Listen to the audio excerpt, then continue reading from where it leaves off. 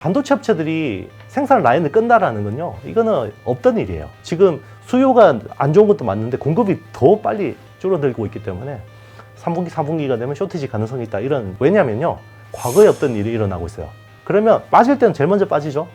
올라올 때 제일 먼저 올라오는 거예요.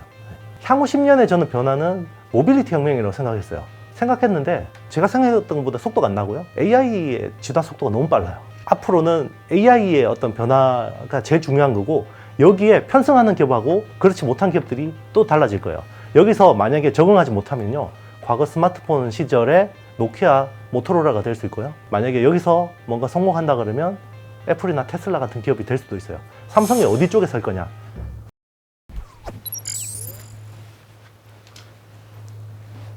안녕하세요. IT의 신 이영수입니다.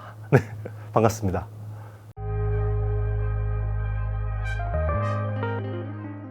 쫄 필요 없어요. 네. 제가 생각하기엔 그래요.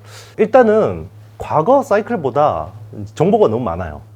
그러니까 예전에는 제가 뭐 어떤 기업에 대해서 뭔가 정보를 알려면 저 진짜 뭐 남동공단에 택시 타고 가서요, 그 지도 보면서 막 가면 막 회사에서 현수막 걸어주고 그랬어요. 기자 왔다고 막. 근데 요즘에는 뭐 여의도 웬만한 정보들은 다 텔레방에서 다 돌죠. 네, 다 돌립니다. 그리고 뭐 진짜 NDR이나 이런 것들도 너무 잘 정리해서 다 돌고 정보가 굉장히 빨라요. 그리고 옛날에 똑같아요. 그러니까 옛날에도 어떤 반도체에 대한 수요 공급이라는 어떤 정보들이 어떤 특정 어떤 기업들이 지고 있었죠. 어떤 유통 쪽이나 뭐 공급업체나 이런. 근데 지금은 우리 다 이야기하잖아요. 무슨 마이크론 뭐 153일 지금 재고가 남았고 하이닉스가 얼마나 다 알죠. 그러다 보니까 이게 정보가 너무 투명하다 보니까 속도가 사이클이 굉장히 빨라지는 거예요. 예전에는 1년 6개월, 2년간에 걸쳐서 진행돼야 되는 사이클들이 요즘에는 6개월, 뭐 9개월 이렇게 돼버리는 거죠. 그러면 이번에 왜 그러면 역대급 재고가 나왔냐? 그러면 작년에 한번 보자고요. 작년에 재작년 코로나가 터졌고 코로나19로 인해서 공급망이 망가졌어요. 그래서 차량 반도체가 쇼티지가 났죠.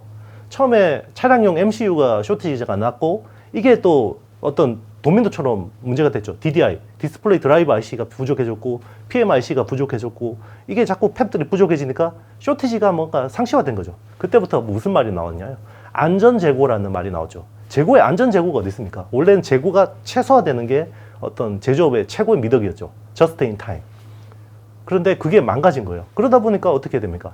원래 반도체 재고라는 거는 공급업체 재고만 체크하면 되죠. 삼성전자하고 SK 하이닉스, 야, 니네 공장에 얼마나 재고 있어? 우리 한 2주, 3주치 있어? 괜찮네. 그렇게 생각한 거죠. 그런데 이게 중국 업체들, 수요 업체들 입장에서 PC 만들고 스마트폰 만드는 업체들은 특히나 뭐 애플 같은 애들 말고 중국에 있는 어떤 산짜이나 뭐 이런 업체들은 마진율이 뭐 2%, 3% 이래요. 그런데 재고 잘못 지고 있다가 얘들 망하거든요. 그래서 보통 재고를 많이 안 지고 있죠. 그런데 이번에는 안전 재고라는 그 어떤 컨셉 때문에 재고를 생각보다 많이 지고 있었던 거예요.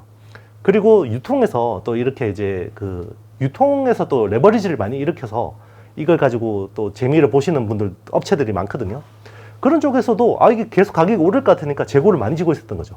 물론 시스템 반도체가 많이 올랐으니까 메모리 쪽도 혹시나 오를까 싶어서 재고를 많이 지고 있었는데 이게 작년 하반기부터 수요가 급전직하가 꺾인 거죠. 뭐 그거는 다 아시겠지만 급격히 빨라진 금리 인상 사이클 때문이죠. 작년 초에 연준의 점도표가 몇 프로였습니까? 0.75%였거든요. 중립금리. 근데 연말에 5.1%였잖아요. 경기가 망가진 거예요. 그러니까 수요가 확 꺾이니까 제일 먼저 누가 던져요? 유통업체들은 레버리지를 일으키기 때문에 제일 먼저 던집니다. 작년 여름부터 그래서 유통업체들이 막 재고를 던지는데 삼성하고 하이닉스 쪽은 이걸 좀 인지를 못했어요. 여의도 애널리스트들도 이걸 심각하게 생각을 안 하는 것 같아요. 그래서 뭐 삼성하고 하이닉스 어떤 재고가 굉장히 낮기 때문에 괜찮아. 근데 이게 훅 쌓이는 거죠. 왜냐면 유통 재고 소진돼야 되죠. 그리고 수요 업체들이 자기들이 재고를 지고 있으니까 주문을 안 하는 거죠. 그러니까 반도체는 이게 계속 생산해야 돼요. 라인 끄면 안 되거든요. 근데 계속 생산하는데 안 나가니까 쌓이죠. 그래서 역대급 재고가 쌓인 건데, 반대로 이야기하면요, 이게 또 역대급으로 또 재고 소진이 일어날 수도 있는 거예요. 왜냐면요, 과거에 없던 일이 일어나고 있어요. 과거에 2013년 모바일 사이클이 일어날 때하고 2016년 어떤 서버, 클라우드 슈퍼 사이클이 꺾일 때는 어떻게 했어요? 그냥 두들겨 맞았죠. 그냥 재고 그냥 털릴 때까지 두들겨 맞고 있었죠. 지금은 수요가 이렇게 꺾이니까 공급업체들이 어떻게 해요? 캐펙스 투자 축소까지는 예전에도 있던 일인데 웨이퍼 투입 감소하는 건 처음 봤어요. 저도 웨이퍼 투입을 감소했어요. 오늘 마이크론 실적 발표했죠. 원래 웨이퍼 투입 감소를 20%로 목표로 했다가 25%까지 5%포인트 늘렸습니다. 그리고 하이닉스도 지금 웨이퍼 투입 감소를 줄이고 있죠. 이 반도체 업체들이 생산 라인을 끈다라는 건요, 이거는 없던 일이에요. 그만큼 재고 소진이 빨라지고 있다는 거고, 그래서 최근에 보면 트렌드 포스가 3Q부터 지금 쇼티지가 날 것 같다. 지금 수요가 안 좋은 것도 맞는데 공급이 더 빨리 줄어들고 있기 때문에 3분기, 4분기가 되면 쇼티지 가능성이 있다. 이런 전망도 나오고 있습니다. 그래서 과거하고 어떤 비슷한 어떤 그런 생각으로 이 사이클을 재단하면 안 될 것 같아요.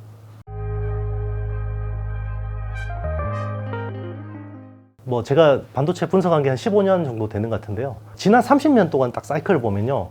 삼성전자 메모리가 적자가 난 적이 딱 2번 있어요. 2분기 연속 적자가 난 게 2001년도 하고요. 2008년도.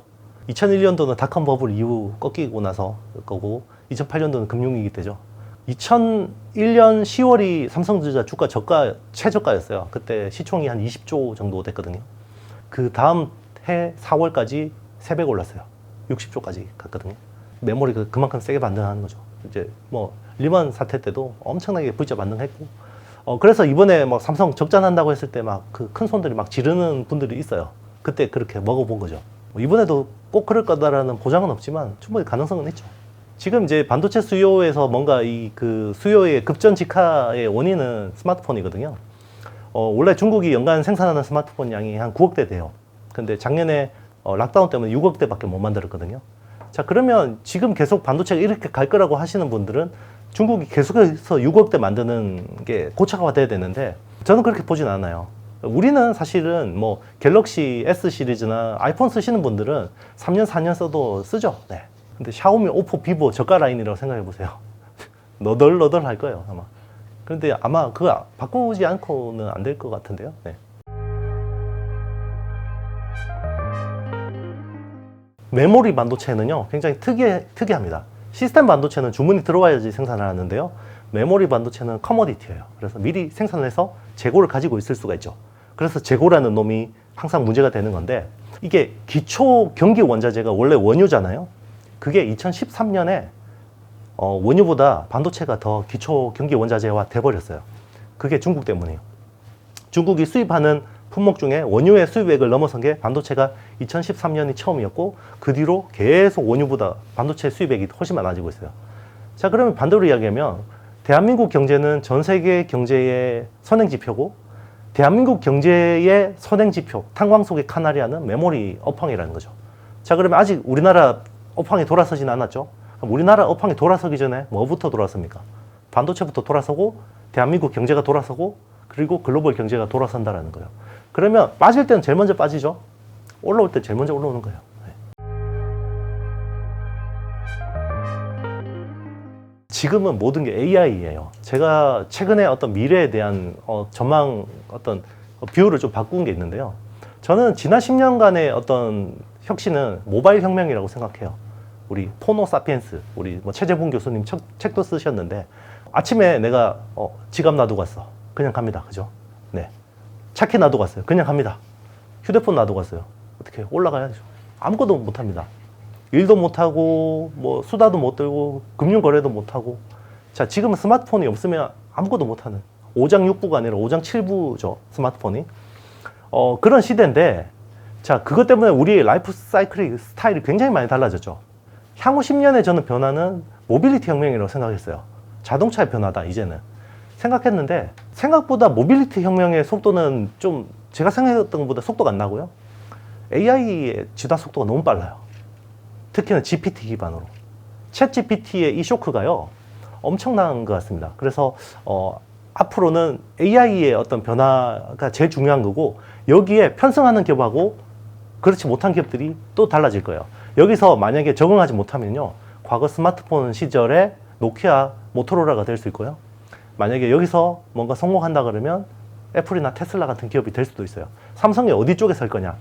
삼성이 그러면 항상 잘하는 게 뭐였냐? 스마트폰이 나왔을 때 삼성이 오퍼레이팅 시스템, OS를 할 수는 없죠. 이거는 글로벌 빅테크 업체들의 영역이었어요. 그죠? 그럼 OS를 못하니까 뭘 잘해야 됩니까? 두뇌 역할을 하는 AP, 애플리케이션 프로세서를 해야 돼요. 그게 삼성은 엑시노스라는 AP가 있었고 LG는 퀄컴 스냅드래곤을 썼죠. AP 개발을 포기해버리고, 그죠? 스냅드래곤을 쓰고 하니까 이 OS 업체하고 AP 업체는 딱 붙어서 서로 너 뭐 필요하니? 딱딱 서로 이제 눈빛만 주면 탁탁 알아서 하는 거거든요. 그렇게 해야 디바이스가 좋게 나와요. 그럼 갤럭시는 쓸만한데 왜 옵티머스는 그 모양이었냐? OS하고 이게 딱딱 이게 최적화가 안 되는 거예요. 제일 좋은 건 뭡니까? OS하고 AP하고 하드웨어 시스템 다 하면 좋죠. 그래서 애플이 매끈하게 돌아가죠. 그런데 안드로이드는 어쨌든 OS가 이게 최적화할 수 없죠. 여러 디바이스 업체들한테 줘야 되고 여러 AP 업체들하고 뭔가 이거를 아울러야 되기 때문에 최적화라는 부분에서 아무리 해도 90%딱 그 정도밖에 안 되는 건데, 그러면 지금 뭐 어떤 AI 시대나 자율주행차 시대나 뭐 이런 쪽에서 뭔가 새로운 OS가 나오겠죠. 우리 뭐 어떤 지금 AI 시대를 아우를 수 있는 OS가 나올 텐데 그 OS에 맞게 최적화된 반도체를 만들려면 지금은 AI 반도체를 해야 돼요. AI 반도체. AI 반도체를 하려면 메모리만 잘해서 안 돼요. 시스템 반도체하고 메모리를 같이 잘해야 돼요. 왜 그러냐? AI는요, 사람의 뇌를 모방하는 반도체예요. 기존의 반도체는 우리 폰 노이만 구조라고 하죠. CPU가 있고, 뭐 GPU가 있고, 프로세서들이 있고, 여기서 데이터를 불러오는 게 어디 있습니까? 스토리지, HDD나 SSD에서 데이터를 불러오는데, 얘가 항상 프로세서 속도를 못 따라간단 말이에요. 불러오는 속도가. 그래서 중간에 버퍼 역할을 하는 D램이죠. 자, 프로세서, D램, 낸드 플래시, 딱 요게 수직 구조가 되는 게 기존의 폰 노이만 구조인데, 사람의 뇌는 어떻습니까? 프로세서하고 메모리가 같이 있습니다. 그렇죠? 그래서 최대한 프로세서하고 메모리가 같이 있거나 하나가 돼버리는 게 제일 좋죠. 지금은 아직까지 하나가 되는까지 기술은 안 되고 있어요. 그래서 프로세서하고 메모리를 최대한 붙여가지고 하나의 패키징으로, 원 패키징으로 해버리죠. 그래서 요즘에 헤테로지니어스라고 해서 이종 집적 반도체라는 어떤 기술이 뜨는 게 결국 이 AI의 어떤 진화하고 맞물려 있는 거죠.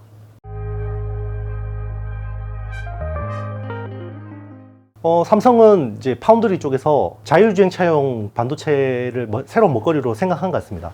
그래서 지금 그쪽으로 수주 굉장히 많이 일어나고 있고요. 최근에 엔비디아 GPU, 차량용 GPU 수주 받았고, 그리고 이제 암바렐라 5나노짜리 칩 수주 받았거든요. 그리고 지금 테슬라 지금 14나노 칩, FSD 칩을 지금 생산하고 있는데, 7나노, 5나노를 또 테슬라 칩을 받는 게 되게 중요한데, 이게 TSMC가 굉장히 이쪽으로 눈독을 들이고 있어서 어디로 갈지 잘 모르겠어요. 그래서 테슬라 FSD 칩 수주받는 거 되게 중요하고, 삼성이 이야기했어요. 2027년까지 자기네 파운드리 매출 중에서 절반 이상을 비모바일로 하겠다. 비모바일이 뭐겠어요? 결국 자율주행차 쪽이거든요. 2025년부터 레벨 3 자율주행차가 나와요. 대규모로 나오거든요. 이번에 이제 그 제네시스 G90이 레벨 3잖아요.